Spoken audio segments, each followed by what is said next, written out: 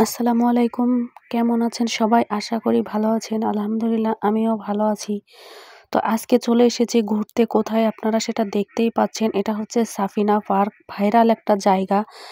দেশের এমন কোনো জায়গার মানুষ নেই যে আমার মনে হয় না এই ভাইরাল জায়গাটায় ঘুরতে এসেছে। মনোমুগ্ধকর এই জায়গাটি মন কেড়েছে সকল দর্শকদের।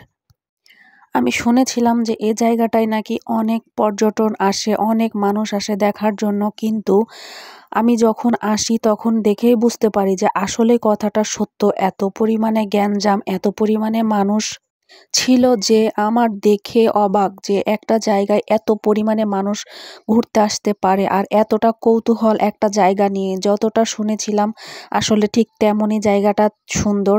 তো ঘোরার পরে ভালোই লাগছিল। যদিও বা পার্কে সবকিছুই কৃত্রিমভাবে তৈরি করা হয়, তারপরেও কিছু কিছু জায়গা আসলে দেখলেও ভালো লাগে।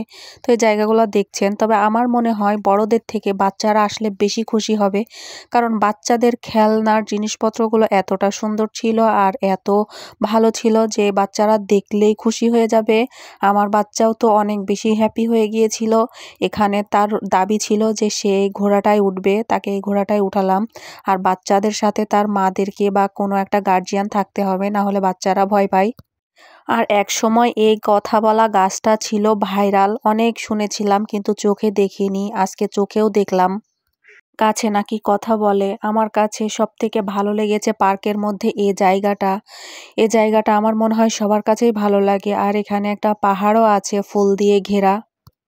এই পাহাড়টায় উঠলে ওখান থেকে পুরো পার্কটা ঘুরে দেখা যায়। পুরো পার্কটা অনেক সুন্দর লাগে।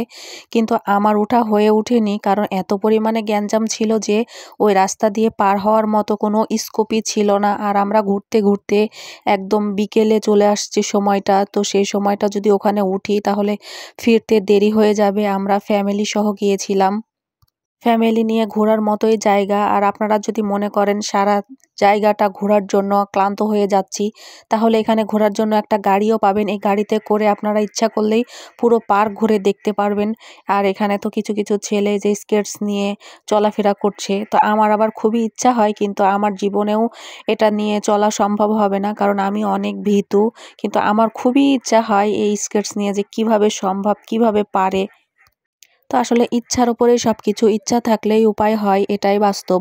তো এখানে চলে আসছি একটা কৃত্রিম ঝর্ণা। ঝর্ণাটা কৃত্রিম হলেও মার্শাল্লাহ আমার কাছে অনেক ভালো লেগেছে। আর আমরা যেদিন যাই ঘুরতে সেদিন প্রচণ্ড পরিমাণে রোদ ছিল আর এত গরম। দুপুরে হয়তো বা ঠিকমতো রোদের মধ্যে ক্যামেরা বা মোবাইলে ছবিটা ঠিকমতো ভালো আসতেছে না, তবে অরিজিনালি জায়গাটা অনেক বেশি সুন্দর। আর এ জায়গাটায় একটা পাহাড়ের মতো জায়গা, দেখে তো অনেক ভয় লাগছিল, কিন্তু অনেকেই উঠেছে দেখে আমিও সাহস করে উঠলাম। অনেক ভয়ে ভয়ে উঠেছিলাম, কিন্তু জায়গাটায় আমারও ভালো লেগেছে মোটামুটি, আলহামদুলিল্লাহ।